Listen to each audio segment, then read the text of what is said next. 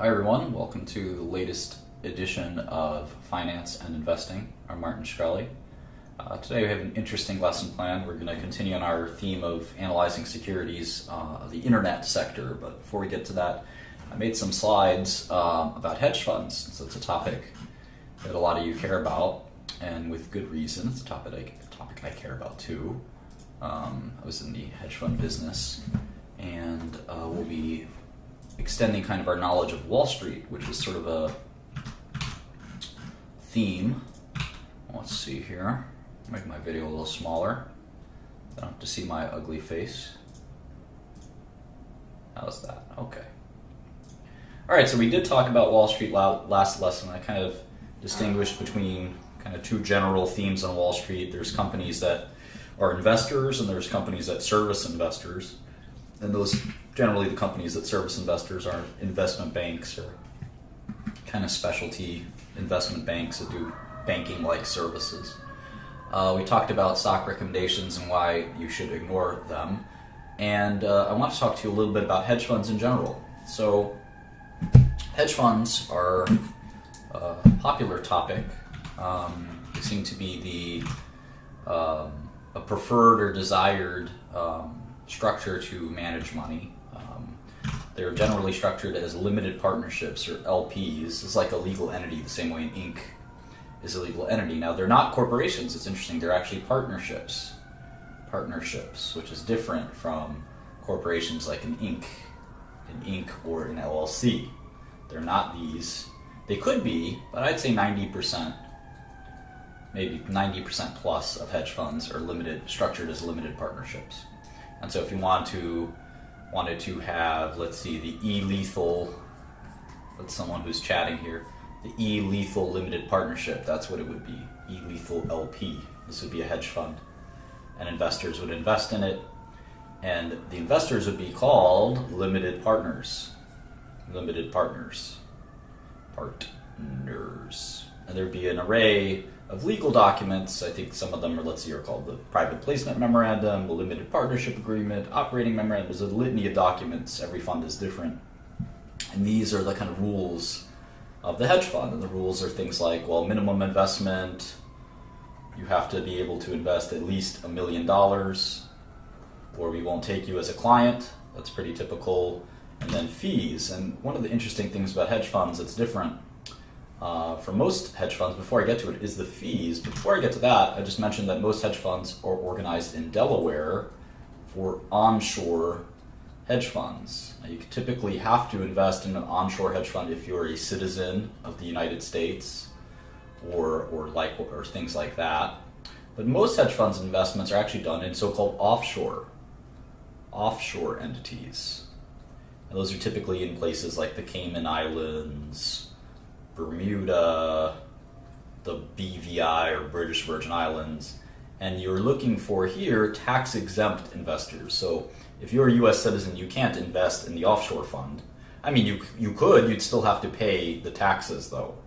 There are tax-exempt investors though. There are investors like pension funds. Pension funds are tax-exempt. There's foreign companies, right? Other Cayman companies can invest in your hedge fund, things like that. But an average person has to invest in the onshore fund where you pay a huge amount of taxes. That's why most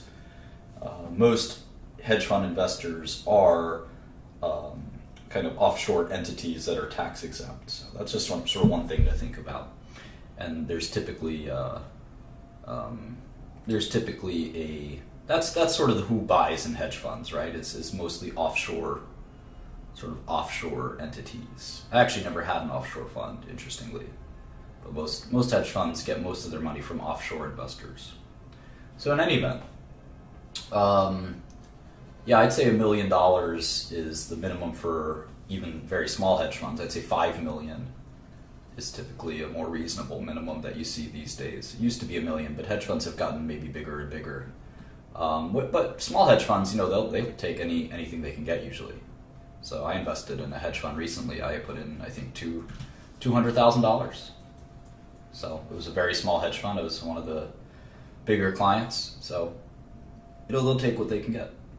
So the fees are probably the most interesting part of hedge funds, and this is why people kind of like them, is there are both management fees and performance fees. So a typical mutual fund, let's say it has a 3% management fee, is charged annually, but there's no performance fee. So if you put your money in a mutual fund, you put $1 million in, automatically they take 3%. So you're down to $970,000 right away, which kind of sucks.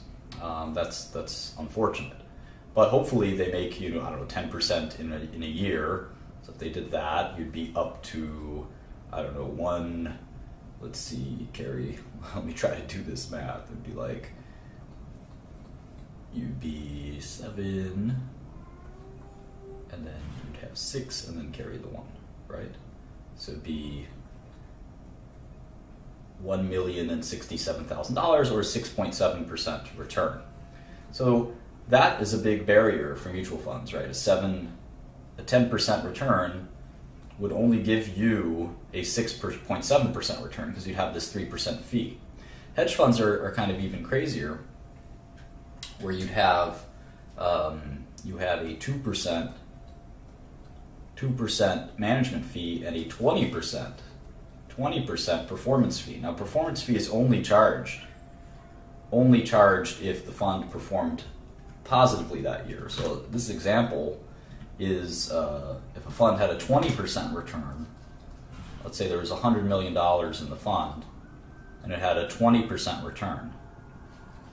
A 20% return. That means that's $20 million, right? That the hedge fund made in profits this year. Well, that's pretty exciting, but wait until you get to the fees. The 2% is $2 million. And remember, this goes into the hedge fund manager's pocket. No matter what, the fund could have a terrible year and you'd still have to pay the 2%. The 20% is on profits, which is nice, and 20% of 20 million is another 4 million. So that's minus 6 million in total that's going to the fund manager for running the fund. So you're down to 14 million. So a 20% return turns into a 14% return for you. And so that's sort of the problem with hedge funds, is they have such high fees that it's very hard to beat the S&P 500 or especially when you adjust for the risk that hedge funds have. For instance, there's no liquidity usually in hedge funds. We'll go to that in a second. There's very little liquidity. You generally have to invest for up to a year or more in terms of a lockup, it's called. But the goal of a hedge fund used to be not to have any years of losses. And there are funds like Soros, Steinhardt, Tiger, Renaissance that never had losses in an annual period. Those days tend to be over. The good old days tend to be over. Hedge funds report results on a monthly basis. Some report even more frequently than that, but typically on a monthly basis. And obviously the hedge funds try to avoid beta or market performance, because then you can buy beta without paying a hedge fund or being in a lockup situation just by buying the SPY. We talked about beta as kind of correlation to the market. And that's why hedge funds try to avoid just having only long exposure. But unfortunately, these days, hedge funds tend to generally have long exposure. They try to differentiate themselves with stock picking. But if you have 100% long exposure and 0% short exposure, that really is the definition of beta, with the exception that you might have better long exposure than, say, the index like the S&P 500. But in general, the way you generate alpha, I think, is through shorting. But that's just my opinion.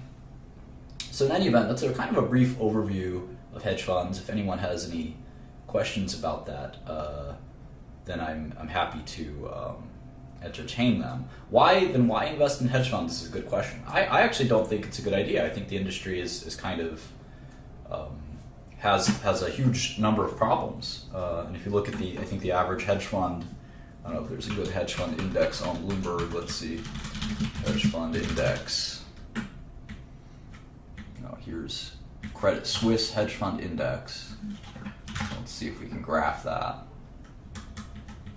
Well, from 2010 to 2016, let's see if we can go back even further. We can go back to 05. All right, so we can look at this versus the S&P, right? Let's see if we can look at that hedge. versus S&P. All right, you can see that the S&P 500, which has no fees and huge liquidity, did better. Now you can see here that from 05 to 2015, the hedge fund index and the S&P 500 had virtually the same performance, practically the same performance. There's less volatility, so you can see that in 08, when the market got destroyed, the S&P 500 got destroyed more, and then when it rebounded, the S&P rebounded faster. So there's more volatility, but not better performance. So, of course, this doesn't account for smaller hedge funds, which tend to be riskier, but sometimes also have higher rewards. It doesn't account for taxes. It doesn't account for a lot of things, so it really depends. I mean, I tend to think that hedge funds are like stocks. I mean, there's good ones and there's bad ones. Any other questions on hedge funds before I have the next part of this lesson prepared? It's a little bit more on hedge funds.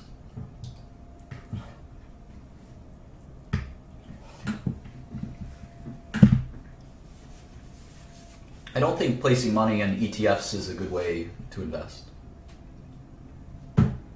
Hedge funds are able to advertise now. I think they still don't for various legal reasons.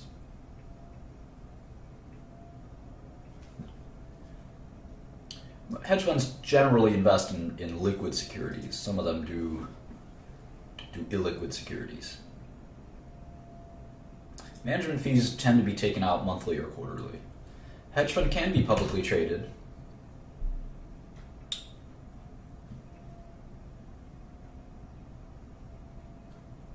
So anyway, let's go on to a few